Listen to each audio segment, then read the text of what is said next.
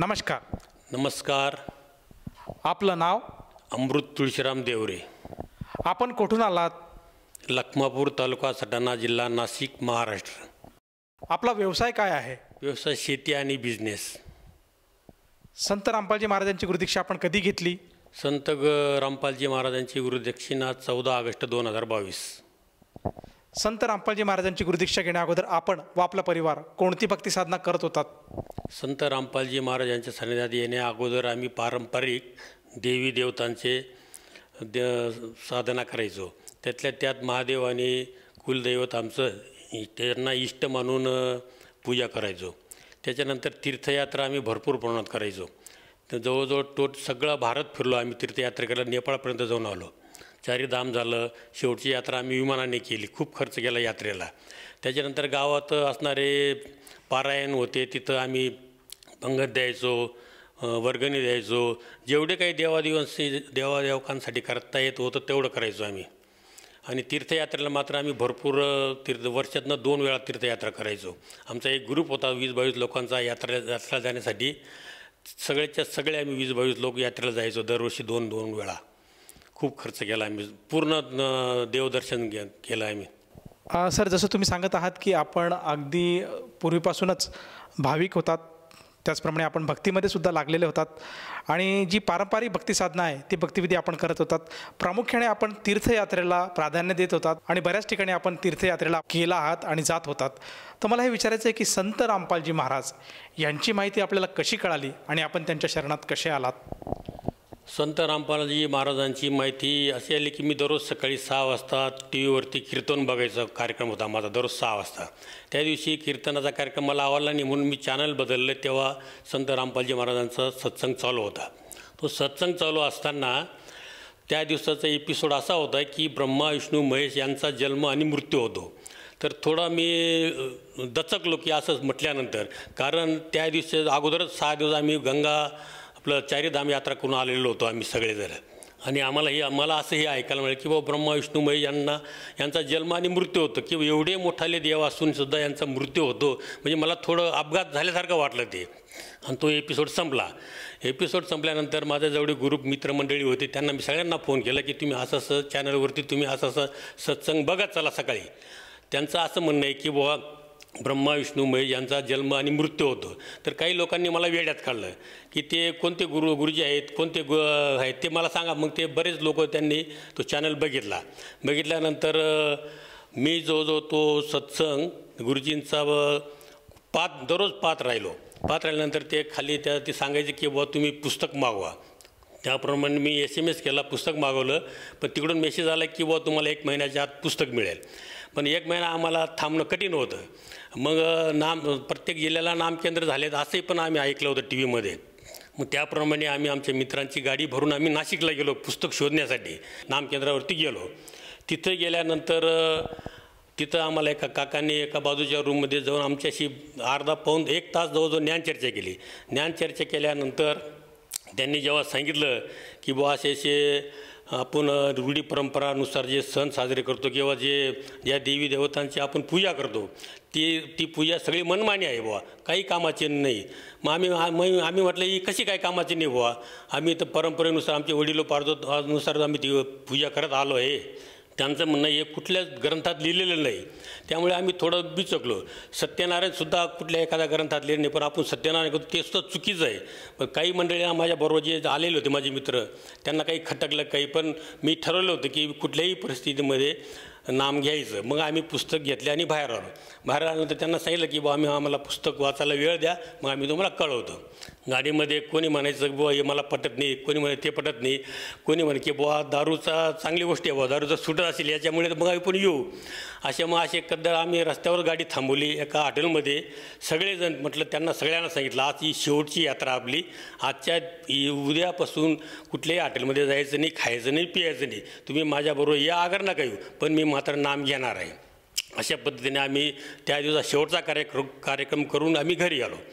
घरी आल्यानंतर मी ते पुस्तक 2 वेळा पुस्तक वाचलं. ते पुस्तक पहिल्या पानापासून ते शेवटच्या पानापर्यंत खालून शेवटच्याहून पहिल्या पानावर असं 2 वेळा ते पुस्तक वाचलं आणि सत्संगसुद्धा ऐकला. जवळजवळ 2.5-3 महिने सत्संग झाला, पाहून झाला. पुस्तक 2 वेळा वाचून झालं. मी ठरवलं की बुवा आता कुठल्याही परिस्थितीत मला आपल्याला नाम घ्यायचं. माझ्या मित्रांना फोन केला, ते सगळ्यांनी नाही सांगितलं. फक्त त्याच्यातलं एक माझं वेळी फक्त तेवढं तयार झाले, काही हरकत नाही म्हणून आपण नाम घेऊन टाकू. तर नाम घ्यायला मी तयारी केली, पण मला 2-3 दिवस जो सारखी झोपच लागली नाही. झोप अशासाठी लागली नाही की मी समाजात राहणारा होतो, फिरणारा होतो. जर नाम घ्यायचं तर गुरुजींनी पुस्तकात त्या काही मर्यादा लिहिल्या आहेत पहिल्यांदाच. त्या मर्यादा राखून आपल्याला सद्भक्ती करून आणि मोक्षाला जायचं, हा खूप महत्त्वाचा पॉईंट होता, मोक्ष मिळणार होता म्हणून. परंतु मला त्या लाईनला जात असताना VIP कल्चर बाजूला ठेवावं लागणार होतं, मानबळी बाजूला ठेवावं लागणार होती, रूढी परंपरा बाजूला ठेवावं लागणार होती, समाज बाजूला ठेवावा लागत होता 2 हात, आणि भाऊबंदकीसुद्धा 2 हात बाजूला ठेवावं लागत होती. एवढ्या गोष्टी बाजूला सारून मला नाम घ्यावं लागणार होतं. ते सुद्धा मग मी ठामपणे ठरवलं. अशासाठी ठरवलं मी ते, म्हटलं मी जर नाम घेतलं, माझी जर दारू सुटली, आणि त्याचं कारण असं होतं की माझा घरचा बिअरबार होता. बिअरबार असल्या कारण मी संध्याकाळी दररोज मला फुकटची दारू यायची प्यायला. परंतु माझ्यानंतर मी जेव्हा लक्षात आलं माझ्या की मुलंसुद्धा रात्री 12 वाजेपर्यंत बिअरबार बंद करत नाही. ते रात्री 12ला आणि 1ला घरी येतात बिअर बंद करून. ते मग बिगर प्यायचे येतात त्या पिऊन येतात, ते मला माहीत नव्हतं, कारण तोपर्यंत माझी एक झोप होऊन जायची. मी त्या दिवशी पक्क ठरवलं की उद्या कुठल्याही परिस्थितीत मला नाम घ्यायचं म्हणजे घ्यायचं.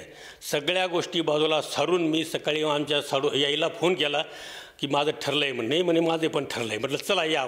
आम्ही फोन लावला तर योगायोगाने आमच्या गावापासूनच 15 किलोमीटर अंतरावर देवळा म्हणून गाव, तिथं सत्संग येणार होता त्या दिवशी.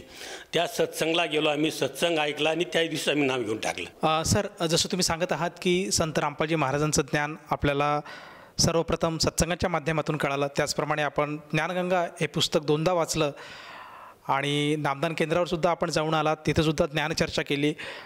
मला हे विचारायचं आहे की आपण एक प्रतिष्ठित व्यक्ती होतात, आपला एक बिअर बारचा बिझनेस होतात आणि अमाप संपत्ती आपल्याकडे येत होती, त्याचप्रमाणे आपली लाईफस्टाईलसुद्धा एक प्रामुख्याने चांगली होती. तर ह्या सगळ्या गोष्टीमधून आपण बाहेर आलात आणि आपल्याला एक चॅलेंज होतं की आपले जे आप्तेष्ट आहे, नातलग आहे, जो समाज आहे, आज एक प्रतिष्ठा, आज एक मान सन्मान आपल्याला होता. आणि जे संत रामपालजी महाराजांचं जे काही भक्तिविधी आहे, त्यासाठी जे काही मर्यादा आहेत, त्या मर्यादेसाठी आपल्याला ह्या सगळ्या गोष्टींचा त्याग करायचा आहे. तर एवढा मोठा त्याग आपण कसा करू शकलात? एवढा मोठा त्याग मी माझ्या पुढं माझ्या मुलं आणि नातू यांच्या भविष्यासाठी, यांच्या दीर्घदृष्टी बघितली मी की भविष्यात मी माझ्यानंतर समजा मुलंही दारू पिऊन घरी यायला लागले, त्याच्यानंतर लहान मुलंसुद्धा, नातूसुद्धा जर व्यसनाधीन झाले तर पुढं कसं काय होणार आमचं एक मोठं 11 लोकांचं कुटुंब आहे. एवढा कुटुंबात जर असं दारूचा खेळ चालला, कारण आत्ताचा समाजामध्ये जर तुम्ही पाहिलं, तुम्ही प्रत्येक घरात जाऊन धुकून बघा, त्या घरात शांतता आहे का, समाधानी आहे का? प्रत्येक घरात व्यसनाधीन लोक आहेत, सापडते तुम्हाला. पोरं सापडते ज्यांचे लग्न झाले नाही, ज्यांना लाडी मिशी नाही, ते सुद्धा व्यसनाधीन झाले. हे सगळं डोळ्यापुढे चित्र बघितलं. त्याच्यानंतर बिअर बारमध्ये येणारे लहान लहान पोरं, मला त्या बिअर बारमध्ये एंट्री नव्हती. का एंट्री नव्हती की मी ज्येष्ठ असल्या कारणाने तरुण मंडळी यायला घाबरायची. कोणी मागच्या दारामध्ये यायचं, कोणी पुढच्या दाराने उड्या मारून यायचं. पण तेवढ्यासाठी माझ्या मुलं बिअर बारमधून मला घरी पाठवायचे, लवकर तुम्ही घरी जा बुवा. तेव्हा ते सगळी ती तरुण मंडळीची जेव्हा मी झुंड पाहिली दारू पिताना आणि बिअर बारमध्ये, तेव्हा माझ्या पोरांचं भविष्य मला डोळ्यासमोर दिसलं. हे कुठल्याही परिस्थितीमध्ये हा बिअर बार नको. आणि जो बिअर बार मुलगा चालत होता, माझा वडील मुलगा, त्याला पाठीला फोन, रात्री 12ला फोन, 2 वाजेला फोन, केव्हाही फोन, मला 1 क्वार्टर काढून दे, मला 2 क्वार्टर काढून दे. त्या मुलाला अजिबात झोप नव्हती. रात्रभर त्याचं हाच धंदा. सुट्टीच्या दिवशीसुद्धा त्याला दारू काढून द्यायला जावंच लागत होतं त्याला. इतकं वाईट होतं ते बिअर बारचा विशेष धंदा. फक्त मला कळाला तो धंदा कसा आहे आणि मला भविष्य कळालं मुलांचं, नातूंचं, म्हणून मी या सगळ्या गोष्टीचा त्याग केला. सर, जसं तुम्ही सांगत आहात की जे व्यसनाचा जो काय व्यवसाय आपण करत होता, त्या व्यवसायामुळे आपल्याला काय काय दुःख बघायला मिळेल, त्याचप्रमाणे आपल्या कुटुंबाची अवस्था आणि व्यवस्था कशी होऊ शकते, यासमोरचं चित्र आपल्या डोळ्यासमोर फिरत होतं. म्हणून आपल्याला ही प्रेरणा झाली की आपण ह्या गोष्टीपासून कुठेतरी लांब गेलं पाहिजे आणि कुठेतरी या गोष्टीचा आपण त्याग केला पाहिजे. म्हणून आपण आपली जी कमाई होती, जी पुंजी होती, ते आपण त्या गोष्टीचा त्याग केला आणि आज आपण संत रामपालजी महाराजांचे शिष्य झालात. मला हे विचारायचं आहे की प्रामुख्याने हे काय जे व्यसन आणि हा जो मार्ग आज आपल्याला संत रामपालजी महाराजांच्या रूपात मिळालं आणि ज्या व्यसनापासून आपण मुक्त झालात, तर ह्या सगळ्या गोष्टीसाठी संत रामपालजी महाराजांनी आपल्याकडनं किती देणगी घेतली किंवा आपल्याकडनं किती त्यांनी राशी किंवा किती फंड आज संत रामपालजी महाराजांनी आपल्याकडनं घेतला आणि त्याच्या बदल्यात आज आपण त्या व्यसनापासून मुक्त झाला आहात? नाही, सगळं खोटं आहे. फंड वगैरे कुठलाच घेतला नाही. उलट संत रामपालजी महाराजांनी मला नामदीक्षा देताना एक नया पैसासुद्धा घेतलेला नाही. आणि माझ्यानंतर गुरुजींची इतकी दया झाली संत रामपालजी महाराजांची आमच्यावर, मी स्वतः पहिल्यांदा एकट्याने नाव घेतलं. नाम घेतल्यानंतर ते गुरुजींचा फोटो लावून 3 टाईम आरती करावं लागते, सिमरन करावं लागतं. या सगळ्या गोष्टीसाठी माझ्या भगतमतीने मला इतका पाठिंबा दिला. तिने एक स्पेशल रूम पॅक केला आणि आमच्या घरात 3ऱ्या दिवशी आठवड्यात फक्त सोमवार आणि गुरुवार टळत होता. तर त्या हिशोबाने माझ्या भगतमतीने एक रूम पॅक केला. त्या रूममध्ये ज्योत लावायची, फोटो लावायचा,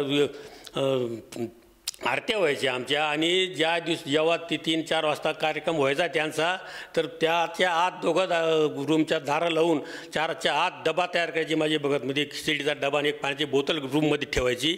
त्यांच्याशी अजिबात संबंध येऊ दिला नाही. आणि काय परमात्म्याने एक दया केली आमच्या कुटुंबावर. 1.5-2 महिने झाले, त्याच्यातला एक लहान मुलगा मला होऊन बोलला, म्हणे नाना मला नाम घ्यायचं आहे. म्हटलं परमात्म्याने खूप कृपा केली, चाल बाबा नाम घेऊन टाक. त्याने नाम घेतल्यानंतर माझ्या भगतमती म्हणे मला पण घ्यायचं. मग एके दिवशी खेड्यावरती कुठंतरी सत्संग होता. त्या सत्संगाच्या दिवशी सगळ्या लोकांनी घेतला. फक्त आमचा जो मोठा मुलगा आहे तो बेरबार चालत असल्यामुळे त्याला अडचण आली, त्यामुळे त्यांनी घेतलं नाही. आणि मग जेव्हा आमच्या 2 नंबर मुलाचा सतनामसाठी 4 महिन्यांच्या हाजऱ्या झाल्यानंतर त्याला सतनामची वेळ आली, तेव्हा त्याच्या नावावर बिअरबारचं लायसन असल्याकारणाने त्यालासुद्धा अडचण आली की बुवा तुमच्या नावावर बिअरबारचं लायसन असल्यामुळे तुम्हाला सतना मिळणार आहे. परंतु गुरुजींना प्रार्थना लावून आपण 1-2 महिना लांबून की तुम्हाला बिअरबार बंद करावं लागेल. म्हटलं बिअरबार आम्हाला बंद करायचंच आहे. पण आमच्या घरात मग आमचा मुलगा काय म्हणे, लहान मुलगा, की बुवा माझ्या नावावरचं लायसन मी मोठ्या मुलाच्या नावावर करून देतो, आपला बिअरबार हा रोजीरोटीचा व्यवसाय तो चालू द्या बुवा. म्हटलं ठीक आहे बुवा, चला आपण घरी जाऊ. घरी आपण मीटिंग होऊ सगळ्या कुटुंबाची, ते काय म्हणता बघू. आम्ही घरी आल्यानंतर सकाळी दुसऱ्या दिवशी सकाळी आम्ही घरातले प्रमुख मीटिंग घेतली सगळ्यांची. त्या मोठ्या मुलाला लहान मुलाने सांगितलं की बुवा माझ्या नावावर असलेलं बिअरबारचं लायसन मी तुझ्या नावावर करतो आणि तुझा धंदा तू चालू दे आणि मला सतनाम घेऊ दे. तर बघा त्या दिवशी त्या मीटिंगमध्ये एक वादाची ठिणगी पडायला पाहिजे, पण वादाची ठिणगी न पडता एक आनंदाची ठिणगी पडली. मला खूप सांगायला खूप हे वाटतं की बुवा मोठ्या मुलांनी सांगितलं की तू नाम घेऊन आला, सतनाम मला बी उद्या परवा नाम घ्यायला द्यायचं, तू माझ्या नावावर बिअरबारचं लायसन करतो. इतका आनंद झाला सगळ्यांना, घरात पूर्ण कुटुंबाला. माझ्यापेक्षा माझ्या भगतमतीला आनंद झाला, मला आनंद झाला. आणि जो मुलगा बिअरबार चालत होता त्या बिअरबार चालवण्याची भगतमतीला इतका आनंद झाला, कारण तिला माहिती, तिने पुस्तकसुद्धा वाचलं होतं, तिला माहिती होतं की नाम घेतल्यानंतर आपल्या भगतजीची तंबाखू सुटणार आहे, दारू सुटणार आहे, सगळ्या गोष्टीपासून लांब होणार आहे. तो सगळ्यात जास्त आनंद तिला झाला, मला झाला, माझ्या भगतमतीला झाला. म्हणजे त्या दिवशी खरोखर एक आनंदाची ठिणगी पडली आमच्या घरात. सगळे आनंद झाले. आणि तेव्हा दोघं मुलं बिअरबारवरती गेले. सगळ्या कर्मचाऱ्यांचा हिशोब पाहिला, 65,000 रुपये त्याच दिवशी त्या मुलांना वाटप करून दिले, त्यांचा पगार. आणि त्यांच्या हातानेच बिअरबारला कुलूप लावलं. त्या दिवसापासून आम्ही बिअरबार उघडला नाही. सर, जसं तुम्ही सांगत आहात की संत रामपालजी महाराजांनी आपल्याला व्यसनमुक्त करण्यासाठी 1 रुपयासुद्धा घेतलेला नाही, त्याचप्रमाणे जे काही आपल्यावर पापाचं डोंगर उभं होत होतं बिअरबारच्या व्यवसायाच्या स्वरूपात, ते सुद्धा संत रामपालजी महाराजांच्या दयेने आज पूर्णपणे दूर झालं. आणि आपण आज समाजामध्ये जे काही व्यसनाधीन लोकांना आपण निर्माण करत होतात, त्यांना एक प्रोत्साहन देत होतात, त्यांच्यासाठी व्यसनाचं साधन आपण तयार करत होतात. आणि आजच्या घडीला आपण संत रामपालजी महाराजांचे शिष्य झाल्यामुळे आज त्या गोष्टीपासून आपण लांब गेला आहात आणि खऱ्या अर्थाने आज आपण समाजामध्ये एक चांगलं जीवन आज जगत आहात. तर आपल्या ह्या अनुभवातून मला हे विचारायचं आहे की हा एक मोठा अनुभव संत रामपालजी महाराजांनी आपल्याला दिलं की सगळं कुटुंब आज आपलं व्यसनापासून दूर आहे आणि एक भगत, एक संत रामपालजी महाराजांचा अनुयायी म्हणून आज आपण आपले जीवन व्यतीत करत आहात. तर आपल्याला संत रामपालजी महाराजांकडनं जेव्हापासून आपण त्यांच्या शरणात आलात, हा एक मोठा अनुभव तो आलेला आहे. तर ह्या व्यतिरिक्तसुद्धा आपल्याला आपल्या कुटुंबामध्ये, त्याचप्रमाणे आपल्या स्वतःमध्ये काय काय अनुभव आलेत आणि काय काय लाभ संत रामपालजी महाराजांच्या सद्भक्तीमुळे आज आपल्याला बघायला मिळाले आहेत? सर, जे बार बंद केल्यानंतर समाजाकडून काही आम्हाला दूषणं यायची की बुवा बिअर बारचं लायसन 15 लाख रुपये देऊन सुद्धा मिळत नाही, तुम्ही बंद केला, तुम्ही येडे आहेत बुवा. म्हटलं आम्ही येडे नाही आहोत. जरी 40-50 रुपये महिन्याला दररोजचे गल्ला येत होता, परंतु तेवढा तो समाधानकारक नव्हता. एवढा येणारा गल्लासुद्धा समाधानकारक नव्हता आम्हाला. उलट पक्षी आमचा इतका खर्च कमी झाला, तुम्हाला सांगतो. आमच्या घरात 11 लोक आहेत. 11 लोकांचे 11 बड्डे व्हायचे. मी गुरुजींची एक मर्यादामध्ये एक हा पॉईंट आहे, बड्डे साजरा करायचा नाही. आमच्या घरात 11 बड्डे व्हायचे. आमचे दोघांचे बड्डे सोडून ते 11 बड्डे झाल्यानंतर गाडी भरायची आणि हॉटेलला जायचं. तो इतका अमाप खर्च होता बड्डेचा. त्याच्यानंतर रूढी परंपरेनुसार येणारे सण साण, त्याच्यानंतर टी व्हीवरचे बघणारे सगळ्या टी व्ही सिरियल आम्ही बघत नाही, फक्त न्यूज बघतो. पोरंसुद्धा लायला लागले. इतक्या गोष्टी आम्हाला गुरुजींकडून ज्ञान मिळालं आहे की समाजाला आम्ही भरपूर प्रमाणात सांगण्याचा प्रयत्न करतो. तर समाजाचा दृष्टिकोन आमच्याकडे पाहण्याचा वेगळाच असला तरी पण आम्ही समाजाकडे बघणे, आम्ही सुरुवातीला ठरवलं होतं की समाजापासून आपण 2 हात दूर जाणार आहोत आणि गेलो तरी काही अडचण नाही. परंतु आता हळूहळू समाज आम्हाला सुद्धा म्हणायला लागला की बुवा इतकं दिवस तुम्ही दारू बंद केली, काय केली? चांगला काही लोक आहेत चांगले बोलणारे, पण काही लोक आहेत. परंतु आमचा बिअर बार बंद करून आम्हाला तोटा कुठलाही झालेला नाही. संत रामपालजी महाराजांची दक्षिणा घेतल्यानंतर सगळ्या जर लाभ जर म्हणायचं तर आमचा व्यवहार 2-3 व्यवहार खूप मोठमोठेले होते. Petrol pump, beer bar, transport असा व्यवहारामध्ये आमचा सगळा व्यवसायाचा असा जांगड गुंता झालेला होता. सगळा पैशांचा इतका गुंता वाढलेला होता. तो आमच्या गुरुजींनी, आमच्या संत रामपालजी महाराजांनी तो गुंता सोडवला. माझं सतनाम झाल्यानंतर परत सोडवला. त्याच्यानंतर पहिले तुम्हाला एक विशेष लाभ सांगतो मी. आम्ही यात्रेला गेलो, अमरनाथ यात्रेला गेला. त्या दिवशी माझं इतकं पोट दुखलं, घोड्यावर मला जाता येणार नव्हतं. आम्ही हेलिकॉप्टरने गेलो, तिथंही तिकीट मिळालं नाही. शेवटी आम्ही घोड्यावर गेलो. तिथून आल्यानंतर मी घरी आजारी पडल्यानंतर माझं चेकअप केलं, तेव्हा मला 14 mm किडनी स्टोन होता स्कॅन केल्यानंतर. पण योगायोगाने त्याच्यानंतरच आम्ही गुरुजींकडं शरण गेलो. गुरुजींनी आम्हाला शरण घेतलं. त्या दिवशी पण तो स्टोन माझा गायब झाला. हा एक मोठा लाभ झालेला आहे. त्याच्यानंतर माझ्या भगतमतीला अस्थमा होता. तिला नेहमी दररोज पंप लागायचा. त्या दिवसात तिने ज्या दिवशी गुरुजींचं नाम घेतलं त्या दिवसापासून तिला पंप तिने पाहिलाच नाही, पंपच लागत नाही. त्याच्यानंतर आमच्या घरात 5 नातू आहेत लहान. त्या 5 नातूंचे दर महिन्याला दवाखाना चालू असायचा. त्या दिवसापासून एकही नातू दवाखान्यात गेला नाही. हा एक फार मोठा लाभ आहे. हा एवढा सोपा लाभ नाही. त्याच्यात सगळ्यात मोठा लाभ अजून हाच आहे की बुवा माझे पोरं बिरकटणारे कुटुंब होतं एक आमचं, ते ठिकाणावर आहे आज. हाच मोठा लाभ आहे आमचा. आणि गुरुजींकडनं जे आम्हाला ज्ञान मिळालं, त्या ज्ञानामध्ये आम्हाला आध्यात्मिक ज्ञान मिळालं, मूळ ज्ञान मिळालं. आणि मूळ ज्ञान घेऊन सद्भक्ती करून जर आम्हाला मोक्ष मिळत असेल तर याच्यापेक्षा मोठा लाभ कुठला आहे? अजून सगळ्यात मोठा लाभ आमचा मोक्षच आहे. सगळ्या कुटुंबाला जर सद्भक्ती करून जर मोक्ष मिळत असेल, फार मोठा लाभ झाला हा. आणि इथून पुढे सुद्धा आम्हाला मनेमन मी ज्या आत्तापर्यंत गुरुजींना प्रार्थना केल्या, त्या माझ्या गुरुजींनी प्रार्थना सगळ्या माझ्या सक्सेस केल्या सगळ्या. तुम्हाला एक अनुभव, एक मनाचे आमचा पेट्रोल पंपची लीज संपली होती. तर लीज संपल्यानंतर तो 1 वर्ष बंद पडला. त्याच्यानंतर दुसऱ्या कंपनीची आम्हाला गरज होती. तर मी सहज मनोमन फक्त प्रार्थना केली गुरुजींना की बुवा आता आम्हाला डीलरशिप अशी कंपनीची द्या की रिलायन्ससारखी कंपनीची आम्हाला डीलरशिप द्या. तुम्हाला सांगतो सरजी, मला मनोमन प्रार्थना केल्यानंतर 1 महिन्यातच मला LOA लेटर मिळाले जी रिलायन्सचं, आणि त्यांचं डिपॉझिटसुद्धा भरलं गेलं. तीसुद्धा माझी इच्छा पूर्ण केली गुरुजींनी. असे छोटे मोठे भरपूर लाभ दिले गुरुजींनी. सर, जसं तुम्ही सांगत आहात की संत रामपालजी महाराजांची गुरुदीक्षा घेतल्यानंतर आपल्याला बरेचसे लाभ प्राप्त झाले. खऱ्या अर्थाने आपल्याला मोक्षाचा मार्ग मिळाला. आणि ज्या काही आपल्यामध्ये बुराई होती, जी काही आपल्याला व्यसनाधीन बनवण्याची जी काही आपली फॅक्टरी चालू होती, तीसुद्धा आज दूर झालेली आहे. आणि समाजामध्ये आज आपण अतिशय चांगलं जीवन आज व्यतीत करत आहात. मला हे विचारायचं की ह्या सर्व लाभातून आपण आपल्या अनुभवातून आपल्यासारखे जे काही आपले जे नातेवाईक आहे, जे आप्तेष्ट आहे, जे मित्रपरिवार आहेत, त्याचप्रमाणे जो भक्त समुदाय आज TV चॅनलच्या माध्यमातून किंवा कुठल्या ना कुठल्या कार्यक्रमातून आज आपल्याला बघत आहेत, तर या सर्वांना उद्देशून आपण आपल्या अनुभवातून काय संदेश द्याल? मी संदेश देणे इतका मोठा तर नाही, परंतु सगळं जगत आणि भगत लोकांना एक प्रार्थना तर नक्की करेल की व तुम्ही मानबडाई बाजूला ठेवा, रूढी परंपरा बाजूला ठेवा. या दंतकथेच्या आधारे तुम्ही कुठलाही कार्यक्रम करू नका. आणि आपल्या घरात ज्या विधी होतात ना, त्या विधी तुम्ही छानून घ्या की व ह्या विधी सद्ग्रंथामध्ये आहेत का कुठं. ग्रंथाव्यतिरिक्त ज्या विधी करतो आपण सगळ्या मनमानी करतो, मनमानी पूजा, मनमानी आचरण असतं, याच्या मागे तुम्ही लागू नका. मनमानीप्रमाणे आचरण करत असाल, मनमानी पूजा करत असाल, त्या मनमानी पूजेचा काही उपयोग होणार नाही. मी सगळ्यांना हीच प्रार्थना करेल आणि भगत लोकांनासुद्धा हीच प्रार्थना करेल की बुवा मर्यादेमध्ये राहून सद्भक्ती करून आपल्याला परमात्मा मिळतो आणि त्या परमात्म्याशीच आपण शेअर करू शकतो की आपल्याला काय पाहिजे काय नको पाहिजे. आणि ही गोष्ट फक्त आपल्याला परमात्माच आपल्याशी बोलू शकतो. आपल्या सुखदुःखाच्या गोष्टी दुसऱ्याशी सांगून उपयोग नाही.